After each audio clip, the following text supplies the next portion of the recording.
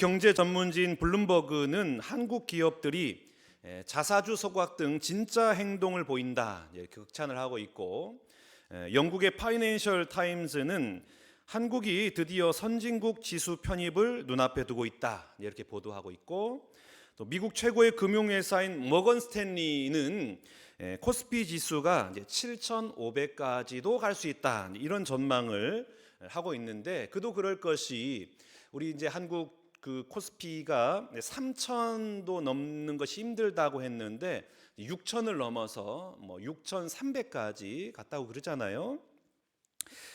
덕분에 이제 그동안 바닥이 날까 걱정했던 국민연금도 이제 향후 30년 동안 거뜬하게 이제 운영이 유지될 수 있게 되었다. 이제 이런 이야기들 하고 있습니다.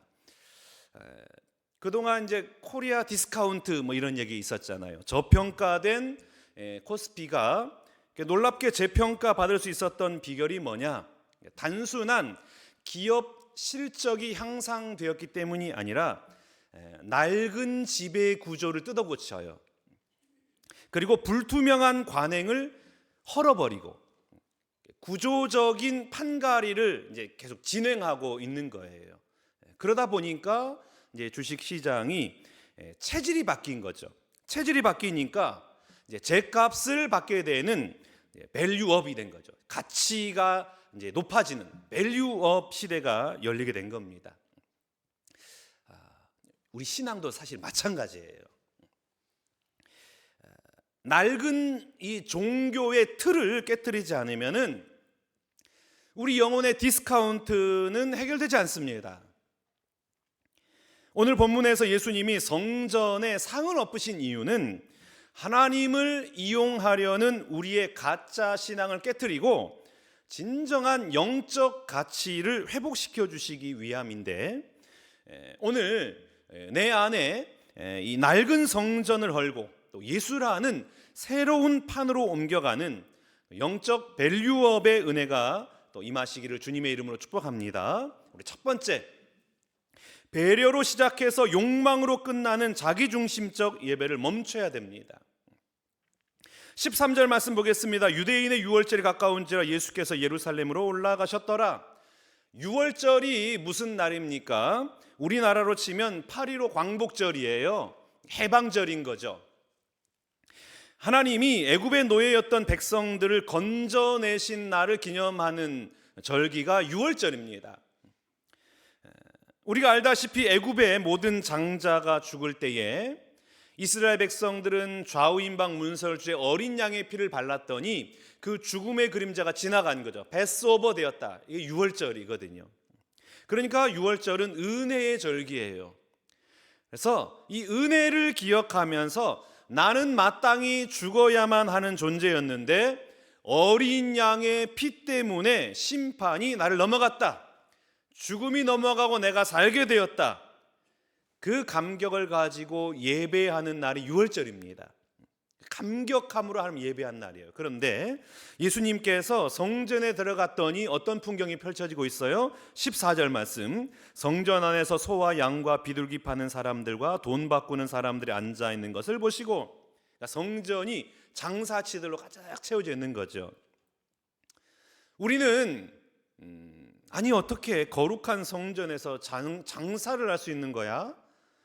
이렇게 판단할 수 있지만은 사실은 이 장사꾼들이 처음부터 오늘부터 성전을 장터로 만들어야겠다라고 결심하고 들어온 그런 빌런들이 아닙니다. 사실 이거는 배려로 시작한 거였어요. 6월절이 되면은 그 모든 타지에 있는 다른 나라에 있던 그 유대인들이 예루살렘으로 다 들어와야 돼요. 예루살렘에서 제사를 드려야 되는데 제사를 드릴 때 제물을 가져와야 되잖아요. 그 먼 타국에서 제물을 가져오다 보니까 오다가 짐승이 다치면은 그러니까 온전한 제물을 드릴 수가 없는 거예요. 그래서 성전 근처에서 야 그렇게 고생하지 말고 성전 근처에서 깨끗한 짐승 그거 편하게 사게 해주자. 배려한 거예요. 그리고 이방 나라의 우상이 그려진 그 로마 돈으로 하나님 앞에 헌금을 할 수 없으니까 성전 화폐로 바꿔준 거예요. 환전소를 만든 거죠. 이 성도들을 배려한 차원에서 이 장사를 하게 되고 환전소를 운영하게 되었는데, 그러니까 이거는 서비스인 거예요. 아주 훌륭한 신앙 가이드였던 거죠. 그런데 죄는 항상 선한 동기로 시작하는 거예요. 배려로 시작한 이 아름다운 시스템이 어느 순간 이권이 되어버린 거예요. 당시의 제사장들이 특정 상인에만 그 자리를 내어주고 뒷돈을 챙겼는데, 멀리서 이 정성껏 짐승을 가져온 사람을 이제 제사장이 이제 본 거죠. 그래서 그 양을 거며가면서, 야, 이거 털 빠졌는데 이거 제사할 수 없으니까 저기 상인에게 가서 다시 사와. 그 상인한테 보내는 거예요. 그러면 그 상인은 그 기존의 양값의 10배를 이제 높여가지고 팔아요. 그러니까 폭리를 취하고, 그리고 제사장에게 그 수익의 일부를 이제 주는 거예요. 이런 구조였던 거죠. 성전세도 마찬가지인데 로마 화폐를 성전 화폐로 바꿔주면서 그 환전 수수료를 10배 이상 받아먹는 거예요. 그리고 또 제사장에게 이제 그 수수료를 좀 주고. 그러니까 거룩이라는 이름 뒤에 숨은 추악한 카르텔이 있었던 거죠. 처음에는 성도를 위한다고 시작했는데 결국은 내 주머니를 채우는 권력이 되어버린 것입니다. 그래서 예수님께서 이렇게 말씀하시는 거예요. 16절 말씀입니다. 비둘기 파는 사람들에게 이르시되 이것을 여기서 가져가라. 내 아버지의 집으로 장사하는 집을 만들지 말라 하시니. 장사하는 집을 만들지 말라. 이 말씀은 장사하지 말라는 말이 아니에요. 예배의 목적이 바뀌면은 성전이 무너진다, 이 말씀하고 있는 거예요. 여러분, 예배가 언제 장터로 바뀔까요? 하나님을 목적 삼지 않고 하나님을 수단으로 삼을 때에 예배터는 장터가 됩니다. 제가 늘 하는 말 있잖아요. 여러분, 목사님 설교에 은혜 받았습니다 라고 말하지 마세요. 그런데 진짜 아무도 안 하시더라고. 참 정확하신 분들이에요. 서운해. 제 안에 항상 그 인정받고 싶은 욕구가 그냥 있는 거예요.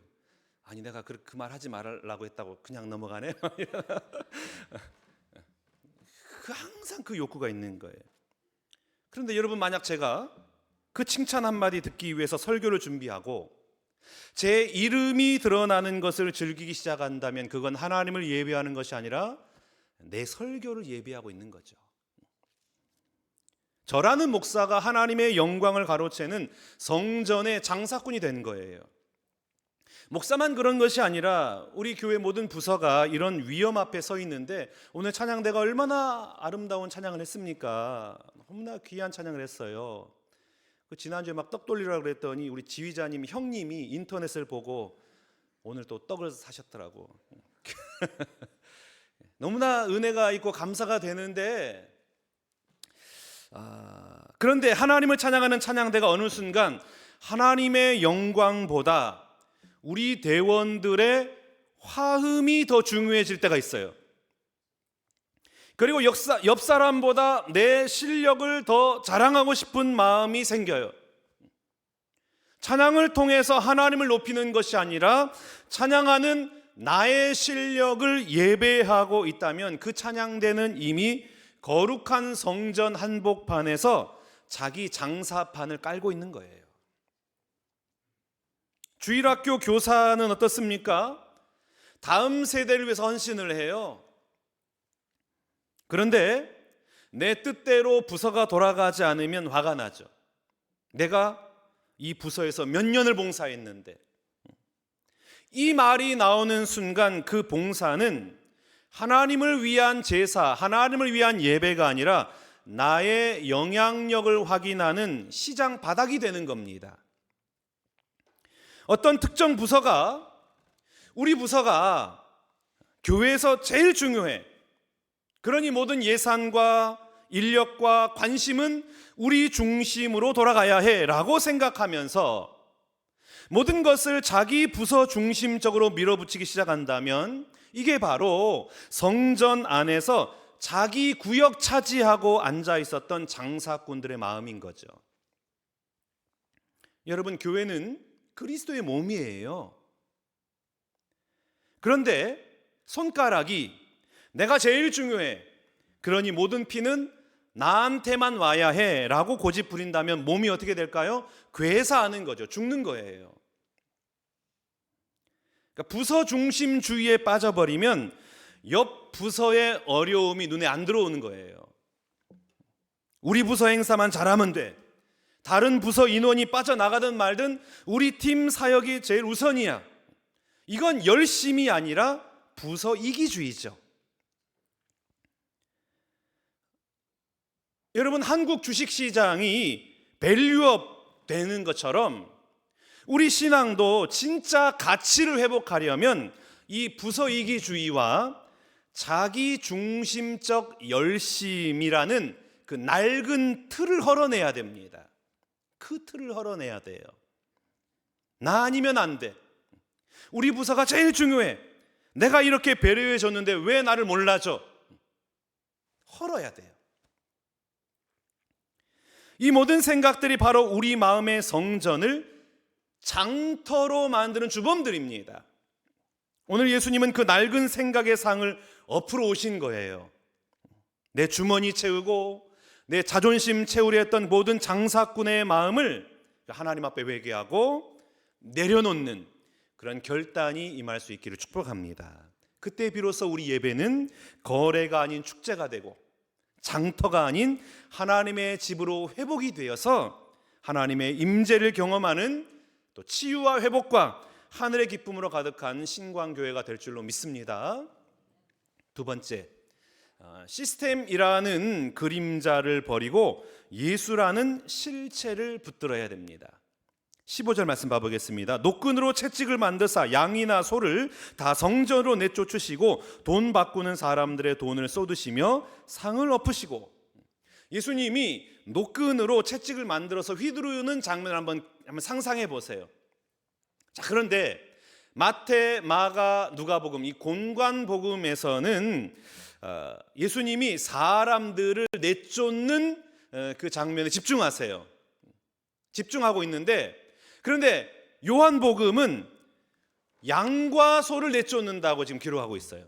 양과 소를 내쫓는 부분에 집중하고 있는 거예요. 왜 그럴까? 왜 요한복음은 예수님이 양과 소를 내쫓았다는 그 장면을 부각시켰을까? 여기 양과 소는 단순한 가축이 아닙니다. 그러니까 제사 제물이 아니에요. 이것은 유대인들이 하나님 앞에서 자신의 죄를 해결받기 위해서 수천 년 동안 의지해온 제사 시스템의 핵심이에요. 그 시스템인 거예요. 내가 한 마리 양을 바쳤으니 나는 안전할 거야. 나는 소를 드렸으니까 복 받을 거야. 이 시스템의 핵심이 바로 소와 양인 거예요. 그러니까 예수님이 그 소와 양을 막 쫓아낸 거죠. 그 종교적인 안심장치의 핵심이었던 소와 양을 쫓아내신 거예요. 유대인들이 목숨처럼 지켰던 그 시스템, 그 양과 소의 피는 무엇입니까? 히브리서 10장 1절 말씀 한번 봐보겠습니다. 율법은 뭐라 그랬어요? 장차 올 좋은 일의 그림자일 뿐이라는 거예요. 그림자. 장차 올 좋은 일의 그림자, 그러니까 진짜가 오기 전까지만 임시로 사용하라고 쓴 모형, 그게 양과 소예요. 제사 시스템이에요. 그런데 지금 성전 한복판에 누가 서 계세요? 세상 죄를 지고 가시는 하나님의 어린 양, 진짜 실체이신 예수님이 거기에 서 계신 거예요. 실체가 오면 이제 모형은 자리를 비워줘야 되는 거예요. 그런데 유대인들은 실체이신 예수님을 눈앞에 두고도 여전히 자기들이 통제할 수 있는 양과 소라는 그 시스템 뒤에 숨어 있는 거예요. 왜요? 시스템이 편리하거든요. 매우 편리해요. 돈 주고 짐승 한 마리 사서 바치면 되는 거예요. 내 인격이 변화될 필요도 없고 내 삶이 바꿔져야 되는 그런 불편함을 감내할 필요도 없는 거예요. 그냥 양 한 마리, 소 한 마리 드리면 돼. 그 시스템에 충실하게만 살아가면 아무 문제 없는 거죠. 여러분, 우리에게도 이런 시스템을 추종하는 신앙이 너무나 많잖아요. 나는 모태신앙이니까 안전할 거야. 나는 매주 예배 드리고 11조 드렸으니까 나는 구원받을 거야. 나는 이렇게 찬양대도 하고 봉사도 하고 교회 학교 봉사도 하고 직분 열심히 감당하고 있으니까 나 신앙은 좋은 거야. 이런 생각이요. 이 안전장치란 말이에요. 여러분, 예배는 뭐냐면 틀린 그림 찾기입니다. 틀린 그림 찾기 알죠? 여기 맞는 그림하고 틀린 그림에서 이 그림과 이 그림이 뭐가 다른가 계속 찾아가지고 요거 틀렸네, 요거 틀렸네 하는 거잖아요. 예배를 통해서 하나님이 말씀을 통해서 그 그림을 보여주세요. 그리고 이 말씀에 입각한 내 삶을 보니까 뭐가 틀렸나? 내 삶의 틀린 그림을 찾아내는 거죠. 그래서 그걸 고치는 게 예배거든요. 그런데 내 안에 틀린 그림을 찾을 생각을 하지 않고 그냥 나는 예배 드렸으니 헌금했으니 봉사했으니 나는 괜찮을 거야. 이게 바로 시스템입니다. 종교 시스템이에요. 예배라는 게 무엇입니까? 말씀을 비추어서 내 안에 틀린 그림을 찾고 하나님 앞에 가슴을 찢고 회개하고 은혜를 구하고 하나님의 임재를 경험하고 그 놀라운 은혜를 경험하는 것이 예배인데, 그런 만남은 없고 오늘 예배 드렸다라는 자기 만족의 감정만 있는 거예요. 유대 시스템을 그대로 답습하고 있는 거죠. 여러분, 우리가 시스템이라는 그림자를 붙들 때에 하나님과 비즈니스 하는 거예요. 재물 바쳤으니 복 주십시오.